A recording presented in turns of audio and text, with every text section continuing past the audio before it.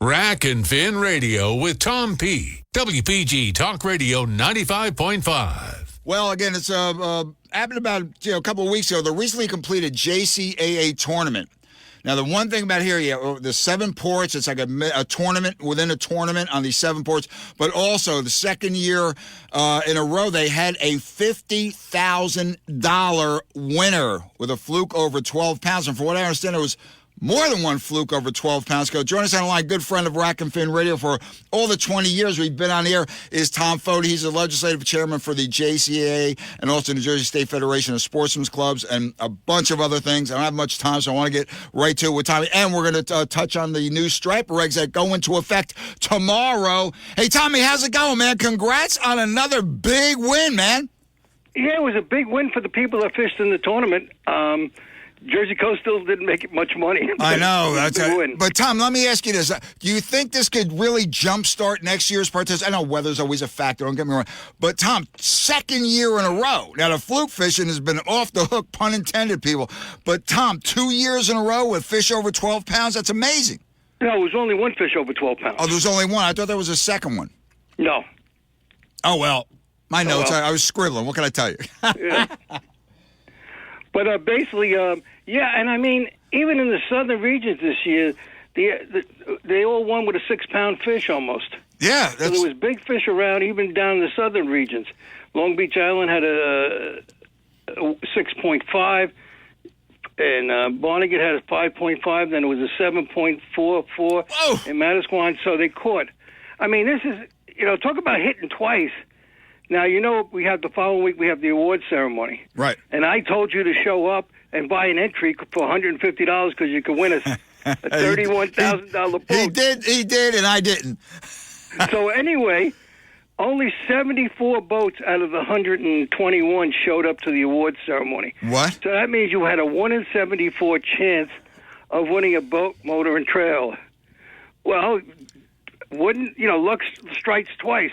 The guy, Cliff Henson from East Brunswick, basically got his second boat from the Jersey Coast Fluke Tournament. Are you Years ago, serious? he won a Cobia boat, and this year he won the Godfrey boat. I remember that. That was years ago, but Todd, that is great.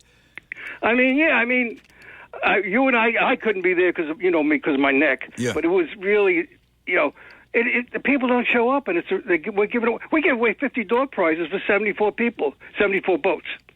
That was amazing. Everybody almost got a prize. It was a great success. We gave away over $120,000 in prizes and money, and the guy that won it up, and I guess he fished the same region that everybody. Edward Schaefer from Richford High. He basically. He caught another 12.4. I guess it was the same price somewhere about in Raritan Bay. I understand a lot of boats were fishing under the Verrazano Bridge, but I didn't say nothing. Yeah, I didn't. For some Tommy, I heard it somewhere. Yeah, there was even a second 12. I said, well, I didn't have time to check that, but still, Tom, again, back to back. Okay, that has to augur well for next year. Yeah, and also, we charge $25 a boat for the insurance policy. But only, I think, 75 boats put the $25 in. So you could have been one of those extra 20. Like we had one year, the guy caught a 12 pound and didn't win the 50,000 because he put a $25. But the insurance policy next year, I don't know what it's going to cost us. This year it costs us over $3,500. And next year could even be more. I don't know. We'll see what happens. Tom, I don't know. I just believe in my heart that this is going to be the JCA, that annual fluke tournament is going. It's working its way slowly but surely back to greatness. Listen, that was probably, Tom, was that the biggest flounder tournament on the East Coast, if not the entire coastal U.S.? Well, I think it covers the most ports. I don't think it has right now, the one in Delaware has the biggest numbers, but they're basically because they have 9 bars for the 3 days they fish. Yeah, no, I mean, I was saying, Tom, in the heyday, I remember what was it, the one 800 boats, 900 boats one time you guys had? No, we actually, for 4 years in a row, I think it was 5 years in a row, had over 1,000 boats. That's what I said, slowly but surely, Fody, coming back to greatness and prominence again. Yeah, the only thing we need is some people, young people to help us, as we always talk about. All these battles we fight, and everybody working on the flute tournament was over 60, and 5 of us, well, 7 people, and the other 5 of us were over 70, 75. And Tom, again, the logistics involved are just amazing. How you guys pull this off year after year. But Tom, what's equally impressive, if not more so, the list of loyal sponsors. Yeah, I mean, I know how it is out there, Fody. You know my position in the industry all those years. It's tough, and you guys keep producing. I mean, Don Morantz went into Godfrey Boat that says, we could use a boat, motor, and trailer if you have one. He says, yeah, we'll give you a boat. So New Jersey Outboards gave us a Godfrey 16-foot pontoon boat with a trailer. That's worth $31,000. We're lucky there. And Penn was generous as usual, pure fishing, and so was Engels Coolers. The prizes we have are all worth over $250. Every one of the 7 port prizes. And the big prize is $1,200. And Fody, let me tell you something. People. And resorts, too. Yeah, Morantz is what? Even at his age, he's about 6'7". He's pretty intimidating. I'd give him a boat. He came in and asked me. he's 6'4" with his twin brother Al, and they've been working with Jersey Coast before I was there, and they're now 81 apiece, and they've been working with Jersey Coast for over 42 years. Tom, listen, I want to get to the Striper. Well, I guess you can't say fiasco. Whatever it is what it is. It is what it is. Debacle. It's a disaster. It basically is. It's unnecessary disaster that we put on anglers this year. Tom, it kicks in. It kicks in tomorrow. Now, from what I understand, you hear the matter, the chatters. There's again, you always hear this in something like in a situation like this. There may be lawsuits filed, a whole bit, whatever. But from my end, Tom, that whole process seemed pretty rushed, pretty sketchy. All of it, and the way the other states just jumped in line. What was your take on that? We didn't know about this emergency action till the Friday before the meeting. So we found it over the weekend of the meeting. And I really wasn't sure what it was until I got down there. And then I listened to it, and I said, what the hell are they doing? I mean, truthfully, we have a striped bass stock that's the spawning stock biomass is way above where it should be to produce the highest young of the year, because it has produced the highest young of the year with less female fish. Right. We've actually, the last couple of years, we produced the 4th and 8th highest young of the year. But we basically did it because there's a reference after the last 3 amendments, the people that want to do strictly catch and release has pushed for us to keep raising the reference points. And so we made it tougher and tougher to not be overfished. And that's the problem here. And we were overfished because New Jersey caught a lot of fish and New York caught a lot of fish last year. Wait a minute. If we don't catch a lot of fish, they say the stock's in trouble, so they got to cut us back. If we catch a lot of fish, the stock's in trouble. We can't win. I mean, truthfully, we can't win. The same thing happens with black sea bass, sub, because there's so much out there. We catch them. They say, well, we got to restrict you because you're going over your quota. You're going over the targets. And I'm saying, but the fish are there. We're 2 times above target. We're 3 times above target, and they don't care. Tom, is it politics? Is it, the sincere, or I say lack of sincerity? Because I talked to a few people on the boards that say, well, we have to err on the side of caution. That seems to be like the automatic, we have to err on the side of caution. It's politics. Error on the side of caution. The spawning stock biomass and everything is bigger than we have. Now, are there problems with the striped bass spawning in the Chesapeake Bay? Damn straight. They basically, because of Virginia's idiocy, and a couple of, 10 or 15 years ago, when they put the blue catfish in the rivers in Virginia, and they wound up in the Chesapeake Bay. You have these 100-pound catfish gobbling up all the fry, not only striped bass, yellow perch, probably crabs and everything else. I mean, and then you basically have the water quality, and as we heat up the water, and you and I have talked about this 1955 study. Right. And we basically Tom, excuse listeners, I don't know where they can get hold of it. What a paper. Tom, that was riveting. Yeah, I mean, you look at there, and we didn't realize this when the stock started. I didn't realize it as one of the commissioners in the 80s. Well, I wasn't a commissioner in the 80s. I got in the 90s. But I didn't realize what water temperature warming up was costing us. If you think about those stocks that we fished in 1955 when I was 7 years old, used to go with my father at a Sheepshead Bay on a charter party boats, we basically would catch ling, whiting, Boston mackerel, and a whole bunch of other species. They were probably the most important species in New Jersey and New York if you look at that table and those charts. Now, three of those species are gone. And they basically kind of disappeared during the 80s as the water started warming up, and we never collated the two together. Right. And that's what's happening here. We got warm water in the Chesapeake Bay that is not conducive for them to basically be spawning in the right way. Tom, is pollution a factor? Pollution's a factor, and we spent, over the years that I've been involved with this, we've spent billions and billions and billions of dollars cleaning up Chesapeake Bay. We still have the agricultural runoff going in. We still have the fertilizer runoff going in. Same way we have in Barnegat Bay. You know, people still have lawns on when they have. I live on the water. I have stones. They have lawns. I still don't get that. I still don't get that, Fody. I'm driving around here in parts of Southern Ocean County, down through Cape May, down through Atlantic. Why do you have grass? You're on a lagoon. Why do you have grass? I don't know. You know. Hey, Tom, listen, we have to, we're up against a hard break. Join us on the line is Tom Fody. We're going to be more on the striper debacle. And, Tom, I also want to touch on the Marine Fisheries Council, like what's happening with that. But, Tom, before I know, a little non sequitur here, but tell me it's not so. Maybe it is. I don't know. I'm hearing from 4, 5, 6 different directions that someone that was involved for years fighting the windmills for recreational fishing is now working for the windmill company. Is that a rumor? What are you hearing? Well, there's a couple of people who are working for the windmills, Kevin Walk, Adam Nowalski, but they're basically outreaching, and now Jimmy Donofrio. So they're all working for the windmill people, and you know they're communicating with recreational anglers, and they're supposed to bring their points back and forth. But it seems a little odd for me, but that's not me. Politics and money make strange bedfellows. Here's even worse. Years ago, when we were fighting the Port Authority of New York over the ocean dumping, they asked me to come to a meeting. I didn't even know it was with the Port Authority, but I got kind of set up.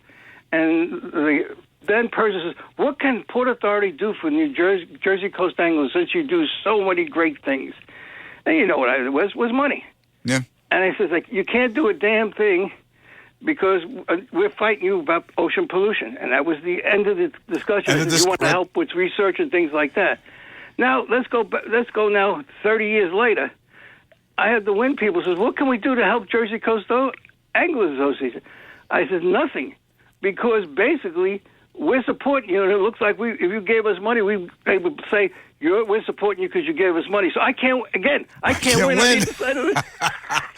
Well, Tommy, hang in. Do me a favor. Grab a cup of coffee real fast. Be right back. Rack and Fin Radio. Tom Fody. We're talking more on the striper debacle when we get back. Hang in. WPG Talk Radio 95.5 FM and 1450 AM. South Jersey's talk station. Hi? Afternoon. Atlantic City Electric here to install your new smart meter.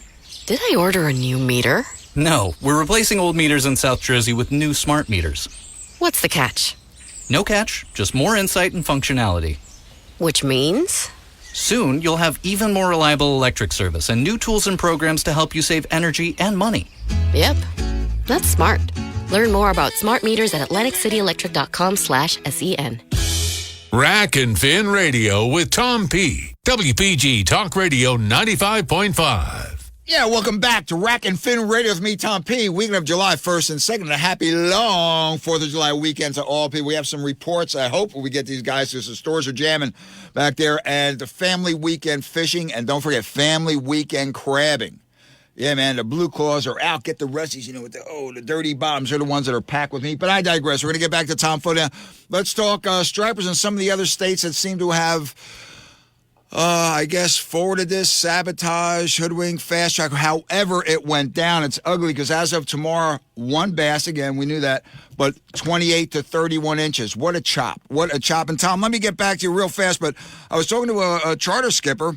He's Tom P., the guys and I and other charter skippers. Again, little coteries, little groups here and there. We wrapped our heads around the 28 to 1 less than 30. Okay, we dealt with it. We're working with it. The clients understand, blah, blah. Now this. What the bleep is next? What? Catch and release only? I said, hey, how about the M word? He says, what's that? Remember, the guy's too young to remember. Moratorium back in the... What? Don, not to do the Chicken Little thing, but this is scary. It is. I mean, it is truthfully truthfully unnecessary and scary. And, Massachusetts had made the motion to keep restricting the fisheries for the last three, the last addendums and everything, and it was in the forefront. And finally, it dawned on me.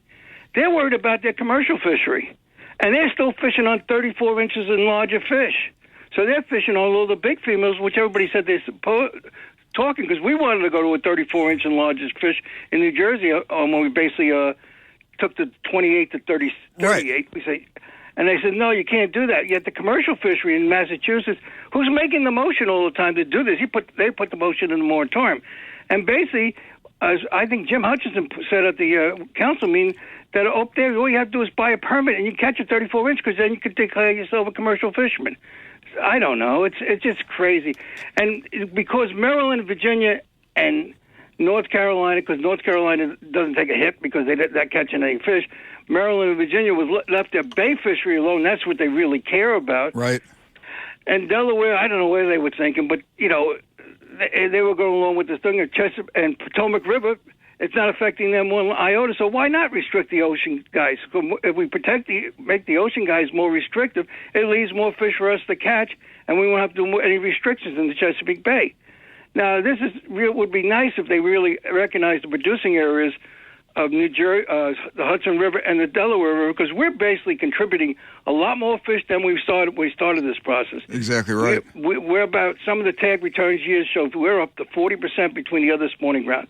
And as the water moves up, gets warmer, we're going to have spawning in a lot different rivers just besides Chesapeake Bay, Hudson, and Delaware. I think we got it in Navesink right now. I think we got it in Connecticut and some of the rivers up there. I know we have it up in Canada. Sure. Their numbers are going crazy on striped bass. You want to go? And they're killing they're eating all the salmon smolts. I don't mean to laugh at that, but that's pretty fun. So they were, it's really, we basically looked, as we said, stocks have disappeared and moved up north, laying, whiting, Boston mackerel over the years because of warming temperatures. And basically that's part of what's happening here. And also we have the bait around us. And, as I said, it's really ridiculous. When we're successful, they want to cut us. When we're not catching fish, they want to cut us. And the guys that are catch and release just want to cut us all the time. I mean, I would say that maybe over-exaggerating, except when New York opened the fishery many years ago, when we basically opened it after the moratorium, and everybody went to 28, 2 fish at 28, New York didn't want to go to 2 fish. It was a core a bunch of anglers didn't want to go. And they were stuck at 1 fish at 28 all along, and larger. Because the part of your charter boats fought and got to the governor. They said, no, we'll get 2 fish. But they were basically eliminating the subsistence fishermen, the guys that fished and want to take fish home to eat. Again, I worked 5 years of my life getting the bill through Jersey to make striped bass no-sale fish in New Jersey. And at the time, I thought it was the best opportunity and best thing for the fisheries, because it was the only fish that was really a sport fisher, that guys on the beach, guys on the jetty, and guys in small boats could actually catch a big fish weighing up to, like Reynolds did, up to 77 pounds, right, and break a record. And it didn't take a lot of money. You could do it even a hand line. But this is what was going on, and that's what we did. So we basically would protect for all those people to enjoy the resource. What they've done now is take those people out of the resource. You're not going to, most docks and piers on the beach, limited to a 3-inch slot limit is ridiculous. Tom, it's not to interrupt, but it just keeps banging at my big head here about it's almost like the antis. It's a divide and conquer mentality. Am I off base on that? No, I mean they're attacking. There's a certain lumber guides or an association that basically want to only catch and release. And they show up to every meeting. They are very influential. They get their members to write letters. The problem is the guys like sit in the beach buggy want to take it home. They don't write the letters. They don't show up to the hearings. Well, they better show up to the next addendum that goes through. I don't know what they're going to do in August. I'll be at the meeting. They're going to try to extend this emergency action for another 100 days. I'm going to fight against it. I says, no, we got to get the amendment passed. So there'll be an amendment going out, addendum, either one. And basically, we need to show up and force. We also need to get people in other states to start putting heat on there. The party of charter boats, people don't want to get beat up.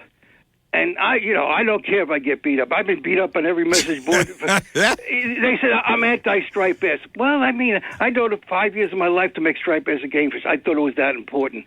As one of the things I accomplished in my, years of fisheries management.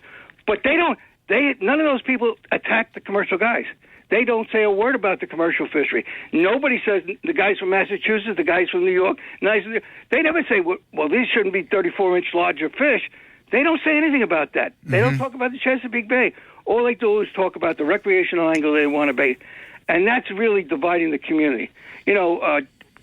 Black Peters, we used to call Pete Jensen from Maryland.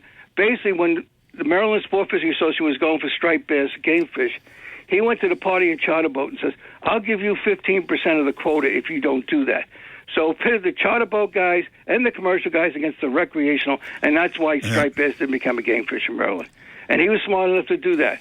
And there's people that do that all the time. I mean, because he always mentioned my name, Charlie Whittick. I haven't heard him say a word against commercial striped bass fishing. Charlie Whittick, the lawyer? Yeah, Charlie Whittick, the lawyer. The rich lawyer? The rich lawyer. I mean, this is made so every angler has an opportunity to take a fish home to eat. That's what I wanted. Because I grew up with, it's important for people who enjoy the public resource. It's a public resource. It's for all the public. Not for the guys only in big boats, not for the guys that only can fish from boats. It's for everybody.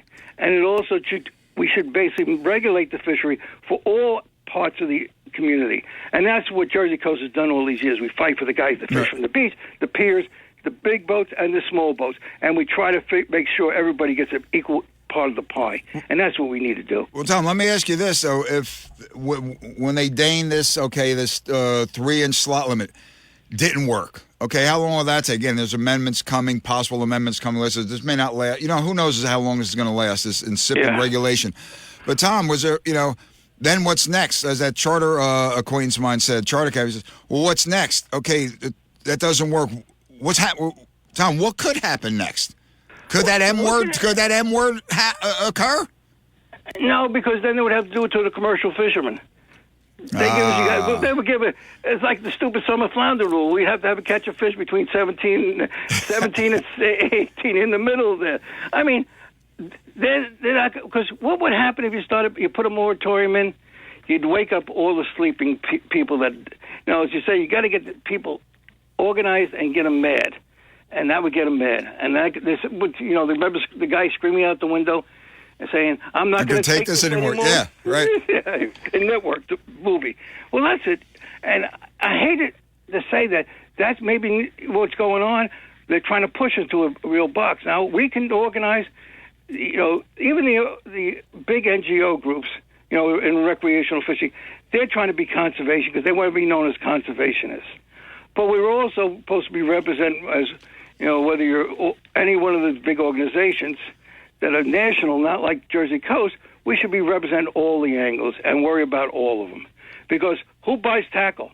It's not just the guys in big boats. If you talk to a tackle store owner, what basically keeps them operating is the guys that come in to buy a little bait, the guys that come in to buy some plugs, and everything else. Right. And they're the common fisherman that goes up fishing every day, or especially the poor. I mean, when I used to go to, I was up at a meeting in Massachusetts for one of the annual meetings of the Atlantic States Marine Fisheries Commission, and I went down to the canal just to see, because I hadn't been up to the canal to fish in years. And everybody on the canal that was fishing, I was young back then, that's about 20 years ago, so I was only in my 50s. And all these people were in their 70s, which is what I am now, and they were all fishing, and they were trying to catch herring, striped bass, whatever, but they wanted something to take home for dinner. Sure. It helps supplement their income and their thing. And that's what we should be looking out for. And that's what, New Jersey's talking about it, and the National Marine Fisheries is talking about it, environmental justice. I want more than talk. I want them to basically start doing regulations that take into consideration the people we wipe out. Every time we raise a fluke limit or a scub limit, we basically push those people out of the fishery. Tommy, let me interrupt you. It seems like class warfare in a warped way. Yeah, and it's a shame. Rotten real class warfare. That's what it is, I think. And plus, they're not organized. They don't worry about them voting. They don't worry about them showing up to meetings because they don't show up because they get disgusted with the process and they give up. Plus, Tom, we're going to reach a point where we start losing angles. I think we already reached that point. That's like the hunting, Tom. It's the numbers they're inevitable. It's going to be declining. Look at the paucity now of party boats around. Barnegat Light has one left. You know, just as an example, it's going away. Did you look at the numbers of 1955? Yeah. How many party boats were there? And I remember going to Sheepshead Bay when I was a kid, and my eyes would pop open because I see every one of those docks. There was about 60 party boats at that time working on a Sheepshead Bay. There was all the charter boats used to be anchored. You had to get a livery to take you out there. And that was supplying Sheepshead Bay. And, 15 years ago, I went up there to testify at a congressional hearing. I said, let me go check my fishing grounds. I looked over the Stella Morris tackle store. I said, what the hell happened here? It looks like it's turned into a little tackle store. And the same thing with the other one. And I said, there was only 9 boats. And 3 of those boats were going out for dinner and gambling because they can't make a living. The same thing at City Island, the same thing up in Leonardo. You know how many party boats we've lost. We did a study of it. We put it out there, how many that we lost, and charter boats. I mean, the only guys that seem to be doing okay are the guys that take out customers to do catch and release. Yep. But the guys that want to take people out to... Here's one of the things that hit New Jersey real hard. We used to have the Mennonites and church groups come down the party boat, catch 50 scub a piece, basically come back and have a fish fry, or the Mennonites would actually take all the bluefish back to Pennsylvania, smoke them, pickle them, and everything for last them all winter. They had fresh fish. We lost all those customers. The party and charter boats lost all those customers because they can't come for 2 bluefish or 3 fluke, or if they do scub, but they can't catch keepers in New Jersey. If you look at that again study, there was scub being caught in Delaware Bay. Well, we don't see scub in Delaware Bay because of warm water. Mm-hmm. So, okay, Tommy Foti, we're up against a heartbreak. We're speaking of Tom Foti. He's the legislative chairman, JCAA, Jersey Coast Anglers Association, New Jersey State Federation of Sportsmen's Club, and too many titles. I wrote them down, and they're lost in my file here somewhere. Tom, getting involved, it's important. How do people start to fight back? Listen, because it's going to get to the point where the guys with the guide show, and you don't. I understand this organization. You don't even have to be a guide to belong to it. With their little shirts with a little patch on, and they're what's that term now? Influencers, and we're getting squeezed. It's rod and reel warfare, class warfare rather. Tom, how do you stop this train? Well, you stop this train by getting involved. Don't just text behind your phone. You need to show up to the meetings. You need to support the groups that are fighting for you, because we're falling apart, whether it's the RFA or Jersey Coast. We don't have new members coming in. We don't have people who basically do these types of things. And the old guys are all in their 70s and 80s, and we need the young people involved. And you have to get involved. You got to show up to a hearing. And don't be afraid to state your mind. Yeah, don't worry about the guy who's going to beat you up on the Internet because you're saying what's honestly you feel. Speak honestly. Tell them if you believe that you should be able to take a fish home to eat. Say that. Say that we need to manage this fishery for all the people, not just a certain few. And basically get involved. I mean, we have momentum. But if you don't get involved and you keep sitting by the sidelines, we're going to lose these fisheries. Pretty soon, I mean, look what we got with bluefish now, 3 fish. That was needlessly also. When the bait are there, the bluefish are there. It has to do with the whole ecosystem.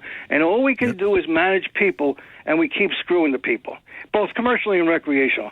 They've had the same problems with black sea bass stuff and everything else we know about.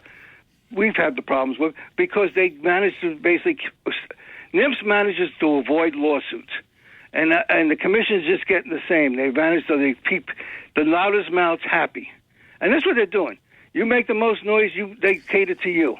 And because you don't show up to the meetings, you don't scream, you don't write the 500 form letters, you don't even write one letter.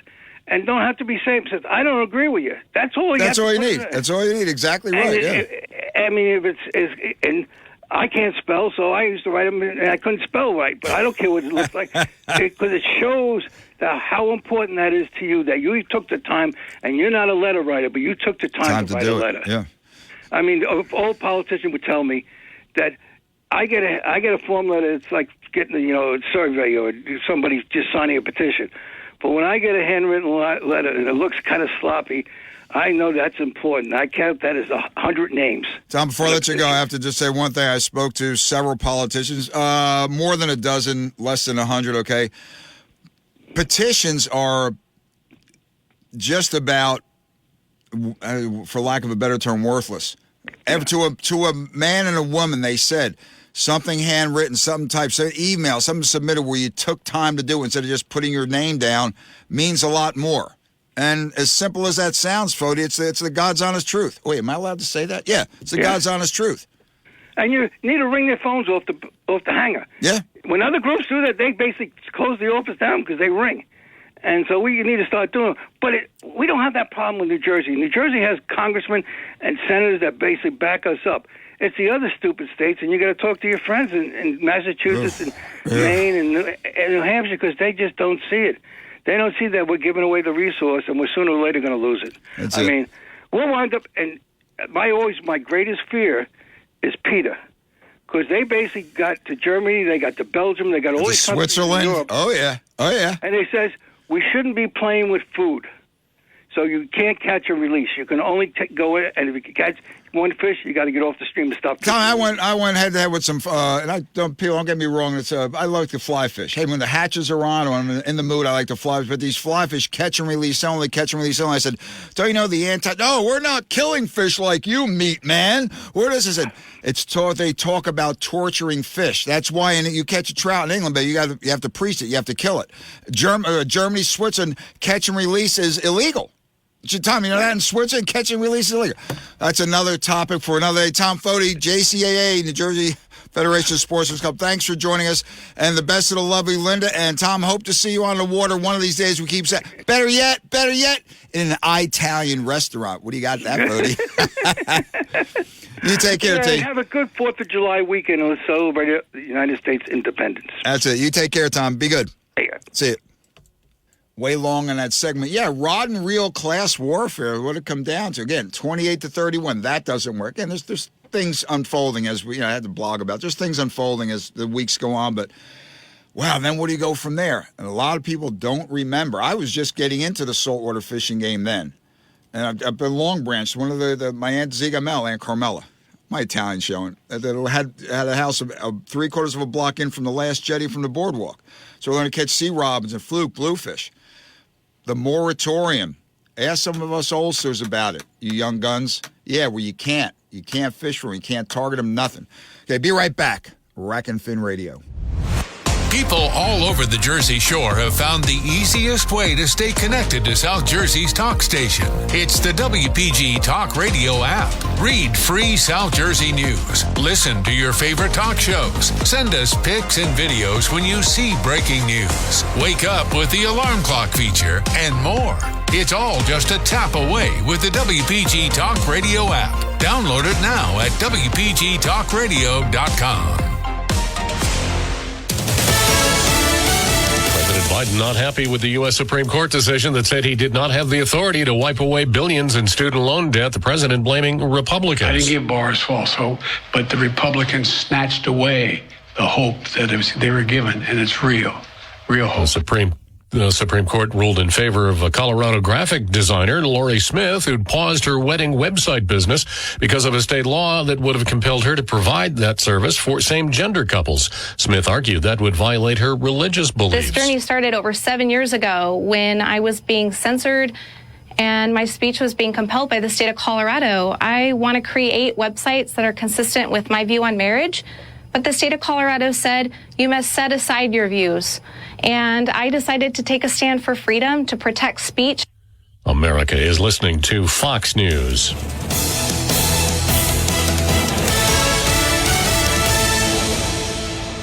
Your WPG Talk Radio 95.5 AccuWeather forecast for South Jersey. Air quality alert remains in effect. Overnight, humid, the low 60. Saturday, humid, times of clouds and sun. A thunder shower in spots of the afternoon. Smoke from Canadian wildfires can create reduced air quality. The high 84. Sunday, we'll see a thick cloud cover. It'll be humid with a couple of heavy thunderstorms and a high of 87. I'm AccuWeather's Drew Shannon on WPG Talk Radio 95.5. Rack and Fin Radio with Tom P. WPG Talk Radio 95.5. Hey, next weekend we have a great Fluke and Bluefish tournament coming up.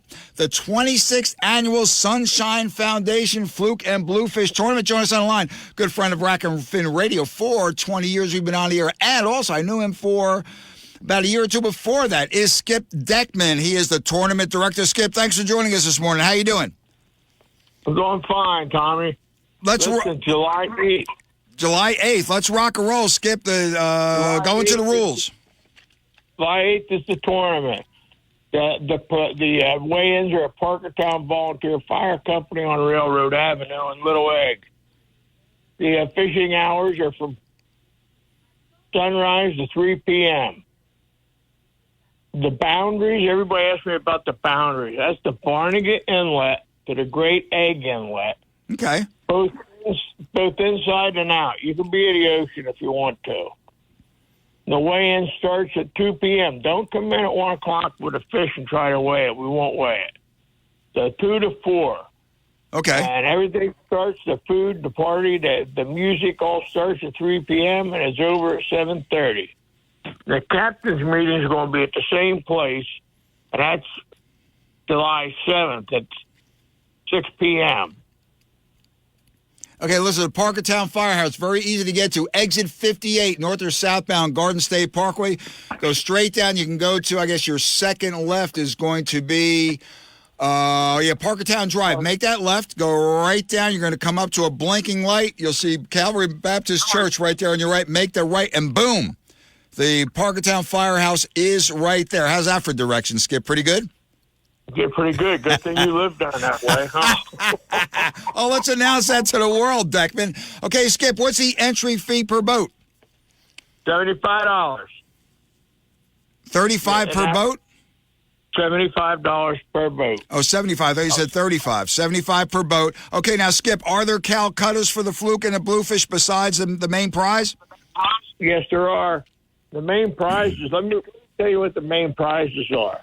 It starts off with the first two heaviest fish by Fluke is $800. Second heaviest two fish, $400. Okay. Third heaviest are $200, and the largest single Fluke is $100. So if you come in with one fish, it has to go under the largest single Fluke. And Bluefish are the same payouts. First heaviest, $800. Nice. Second, $200. All right. Third, $200. And the largest, $100. Now, listen, guys, on Bluefish, I remember a couple of years ago, a guy won the contest. The heaviest, he won all the categories for Bluefish because he brought in a 6-ounce fish. Because everybody thought they needed a big, giant fish to weigh in. I remember that.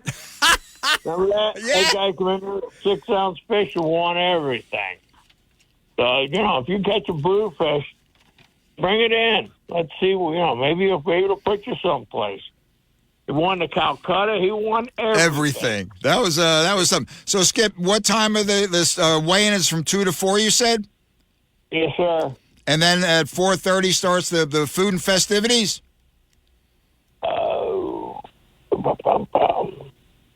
3 p.m. Food. Oh, 3. Okay, that starts early. So, Skip, question now. The Sunshine Foundation, you see signs here and there, you read about it here and there. What does the Sunshine Foundation actually do? Okay, I'm going to tell you right now. The Sunshine Foundation was founded in 1976 by a Philadelphia cop named Bill Samples. He was assigned to the Children's Hospital in Philadelphia. And there was a terminally ill little boy there. He kept talking to the boy, and the boy said he just wanted to see snow one time. So him and a couple of officers put some money together, and they sent him to the Poconos. And they felt so good about doing this, they did. So this is a national organization, and it helps fulfill the dreams and wishes of terminally ill, chronically ill, or physically challenged and abused children whose family have limited income. Mm-hmm. It's a great organization, and the organization since 1976, we've sent 42,000 children. Whoa. Whoa. Okay. So it's a good organization. You hear a lot about Make-A-Wish in some of these places, and if you look at how much these people are paid at these different organizations, you wonder how they get away with it. But the Sunshine Foundation's all volunteer.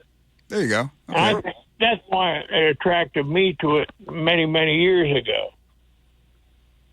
Sounds good. Listeners, next week, the 26th Annual Sunshine Foundation Fluke and Bluefish Tournament. Skip, for more information, where do the people go? You have a Facebook page, website, phone number. What's the dealio? We have a website. We have a Facebook page. Okay, it's the website is sunshinefoundation.org, fishing 2023. Okay, that works. Again. And a phone number, Skip? Yeah, 609-709-8038. Okay, Skip, look forward to seeing you, God spares, next Saturday, man. It's going to be a lot of fun. I plan to set a record Sunshine Foundation party hot dog eating record. You entering that? Are you entering that? If you guys have a category, count me in, man. I don't do hamburgers. I'm a tube steak guy. Okay, Skip, we'll see you next week, man. You take care. One more thing, Tommy. What's that? If you got kids where you Brad them bring their fish in, bluefish, sea robin, anybody to under 12, they get a free entry. Oh, nice. Excellent. Okay, Skippy, we'll see you next week. All right, talk to you. Bye. Yeah, I've been doing that 26 years. Good job. Okay, man, we have time for some fishing reports. Let's wrap it up. Rack and Fin Radio. WPG Talk Radio 95.5 FM and 1450 AM. South Jersey's talk station. Play outside this summer at Golden Nugget Atlantic City. As the weather warms up, the party moves outside with live entertainment and weekly theme nights at the Deck Bayfront Bar and Restaurant, located on the only marina in Atlantic City. Or relax in style at H2O Pool and Bar, a refreshing rooftop pool complete with hot tubs, fire pits, and private party cabanas. H2O also offers Industry Tuesdays every Tuesday, complete with a DJ and poolside spa services. Visit GoldenNugget.com to experience the Marina Way. Rack and Fin Radio with Tom P. WPG Talk Radio 95.5. Yeah, back for our final segment on Rack and Fin Radio with me, Tom P. This fugly weekend of June 24th, 25th. Let me tell you something, people. At my age and my physical shape, although I'm down another 13 ounces, thank you. Anytime my feet hit the hardwood, it is a great day, no matter what. And again, the opportunity to go fishing, if this is the only time you have, again, pick your times, go crazy. Put in a call right now to a very special guest. He's a fairly frequent troubleshooting guest on Rack and Fin Radio, Captain Scott Newhall, Time Out Charters based in Absecon. Now, we fished with Scott over the years, and sometimes not in the prettiest of conditions. And the skipper put us on flounder, and flounder went in the live well. So a little segment, I want to wrap it up for today with Fluking Fugly, or Fugly Fluking, however you want to call it. Scott is joining us. Captain Scott Newhall, thank you so much. Ugly weather, but there's pockets of, or windows, I should say, of opportunity. And Scott, if there's the only time to get out on the water, do it, correct? Correct. I mean, you got to go when you can go, right? Scott, absolutely. Now, just a case in point, late afternoon Thursday, stopped by Creekside Outfitters up there on Route 9 in Waretown. In my travels up and down the coast, guy was in there getting a pint of, up there they say Killies, minis. It was a sort of heavy drizzle coming down, but the wind abated a little bit. I said, heading out tomorrow, doing some fresh water? He said, hell no, man. He said, I know a flounder spot by one area I don't want to mention. And he said, I have a window here. I got 2 hours. I got to go to my shift tonight. I'm going fishing. I said, and there you go. Anyway, within 45 minutes, I get a text from someone, guy got an 18-inch flounder. And there you go. So, Scott, the opportunity, take it while you can. Scott, a couple of tactics. in this, again, fugly weather, not gale force winds naturally, not heavy downpours, but when you have this inconsistent weather pattern and you do have a time to get out, what are we looking for? Where are we going? What are we using? Well, that's certainly a complex answer, and we'll try to really take a look at all of that. You want to fish the best tides. I mean, of course, that's important all the time, but you're talking about 20-mile-per-hour winds, maybe some rain the day before or rain the day of your outing. You might have some stirred-up water. Your cleanest water is going to come at the top of the tide, and more so the rise and the fall. You might have clean an hour or two on the ebb that's still clean. However, that top of the rise is going to be your cleanest water. And so if you're battling wind, which can suspend the sediment and can get the water cloudy, you want to talk about going at the peak time in the tidal cycle. This is a good time to consider the body of water you're fishing. I don't think... Good point. Personally, that's a given, actually. That's kind of a joke. You should consider what body of course you should always consider what waters you fish. But one as opposed to, if you have options, Captain, one as opposed to another, correct? Correct. There you go. I'm making fun. I'm being self-deprecating, of course.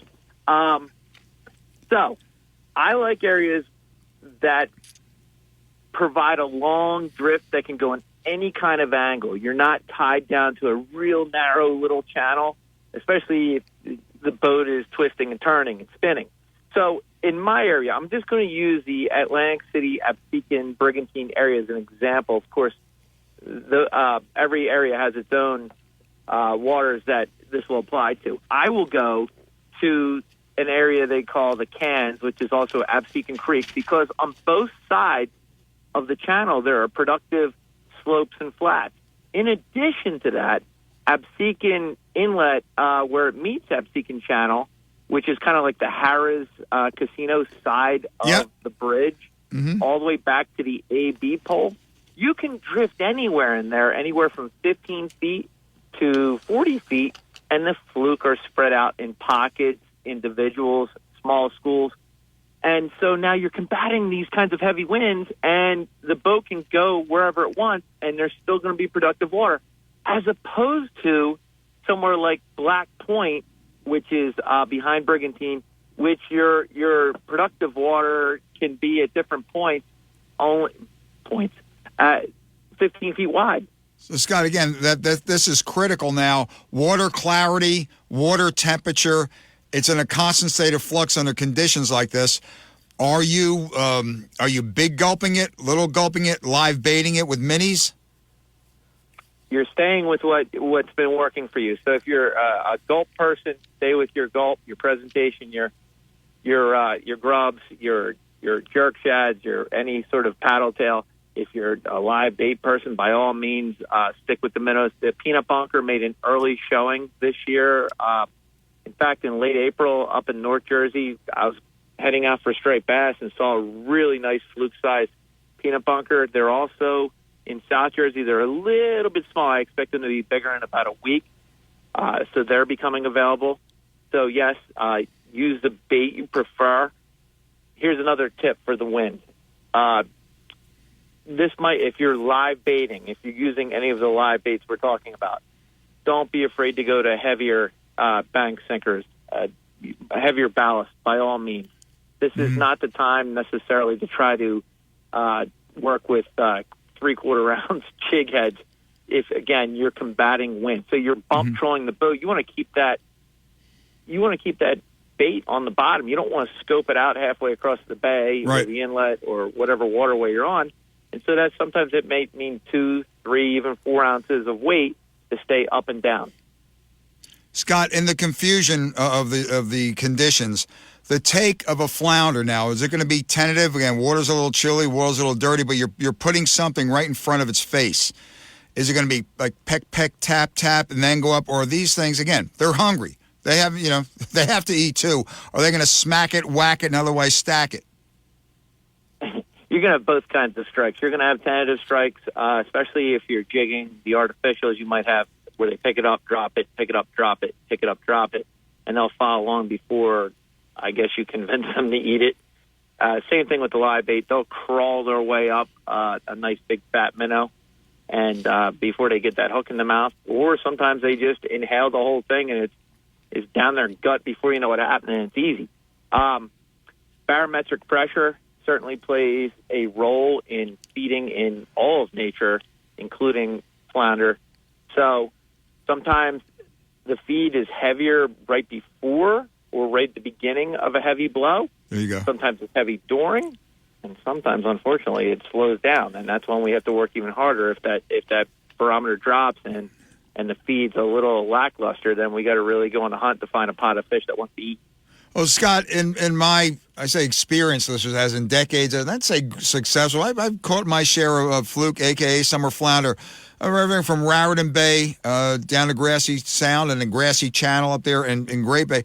But, Scott, it's the clarity of the water, the color of the bait, the scent of the bait, everything has to come together. The windows of opportunity, can that bite last several drifts, or is it basically under these conditions? In your experience, and I've seen you catch some big flounder under these conditions, is it a one-and-done thing?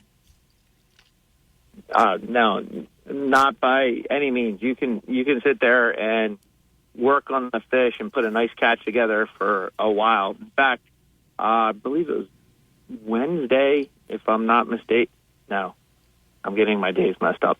It was. So you're only doing 3,000 things a day between the baseball and the fishing and the charter. Yeah, you're not kidding. Tuesday, the wind came up earlier than forecasted, and there was some nice gusts right out of the gate, and a lot of the young bucks, the young hot shots where I live, they were working their motors, using their trolling motors, and they continued to pick away. It was not a hot bite, far from a hot bite. Right. But they plucked away, fish here, fish there, fish here. A couple of 4 and 5 pounders caught.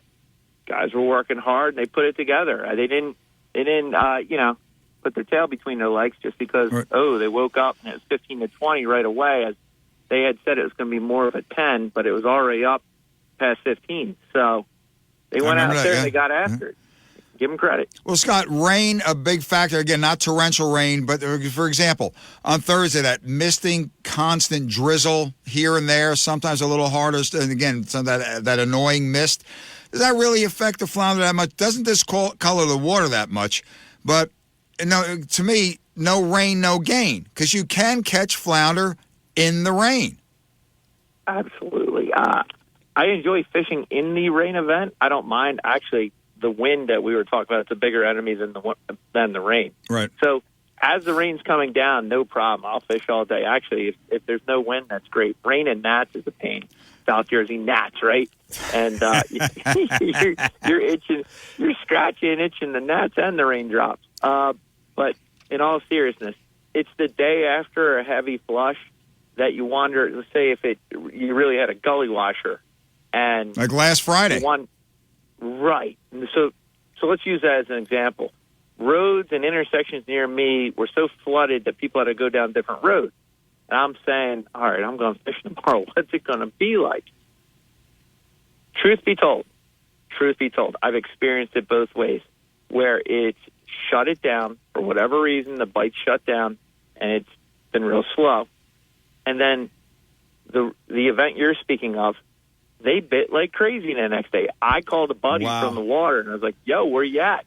He's like, I didn't go. I thought it was going to be terrible. I said, man, they're eating the bottom out of the boat. Where are you? I was kind of teasing a little bit. He was in a little bit of state of shock. So you got to go to know kind of thing on that one. Go to know. Join us online. Wrapping it up. Captain Scott Newhall, Timeout Charters, based out of Wasika. You've seen Scott doing his great seminars at the AC Boat Show, various other boat shows. You read his articles in the Fisherman magazine, primarily he writes for also other magazines. And Scott, thanks for joining us, listeners. Shed some light. Get out there if you have the time, and you don't want to. For example, you don't want to go freshwater. I don't freshwater. That's fine. But don't sit there and bitch and moan if you have the opportunity, especially if you have your own boat. Get out there and try it. Scott, like I said, we fish with you. We've seen you get some whopper, stomper, flounder, and that's why I had to put in a call into you to say, to get the people fired up, get them pumped up, get out and go. Because, hey, man, not to sound dramatic, but you never promise tomorrow. You know what I mean, Newhall? You're right, and try not to spend too much time talking about those Debbie Downers, too. So you'll start to pick up their attitude. Talk to young kids that are really after it. Yeah. Have them involved in your phone text. They'll get you jacked up. They'll have you so motivated you'll be jumping out of your seat. I mean, it's who you surround yourself with will affect how you go about it, and you'll be fired up from talking to these kids they're out there at midnight sometimes, I think. Yeah. and then, right, Scott? Fluke do bite at night, people. Well, Captain Scott Newhall, thanks for joining us. By the way, give that Facebook page, website, phone number. Go. It's timeoutfishingcharters.com and 609-385-3729. Thanks for having me, Scott. Anytime when I need the expert flatty. Have you seen Scott's also was all his photos, cover photos with these doormats and area rugs? Well, Scott, your schedule now, it's after Father's Day. You must be booking like you're on fire. They're sprinkled all over the place. I wouldn't say I'm on fire in any way with the bookings. I have plenty of them, but plenty of space, if that makes sense. Okay, Captain Scott, take it by the way. How are Michael Benjamin and Alexander Scott Newhall and lovely Mom Melissa? Well, Michael's ready to play some Little League Baseball tonight, district tournament. Alex is playing basketball. And Mom Melissa is a chauffeur like that. Well, Scott, by the way, real quick recap on the Stripers situation. Now, listeners, we saw that coming with the way the vote went. No surprise with that. Was it 5-2 or something like that? So they're not the Marine Fisheries Council. Jersey's not going to go out of compliance. There's going to be another meeting next week. More on this next week. Okay, with the bass. But Scott, on the overall, did you have a good bass season? I had a all-world bass season. All-world. Of course, as you know, I stay on the trailer, so I'm going to go in the most robust fishery. So this leads you into your segments coming up. It depends who you talk to. Some people are going to say it's the best it ever was. Other people are going to say it's dreadful. Sure, that's it. Well, Captain Scott Newhall, I'll get back to it. We'll talk to you next week, man. You know it, Tom. Thanks again. Take care. And that'll do it for this week on Rack and Fin Radio. Get out there. Get out there. No rain, no gain. God bless America. God bless our troops. God bless our first responders and law enforcement. June. Man, time for July. See you next week. Rack and Fin Radio.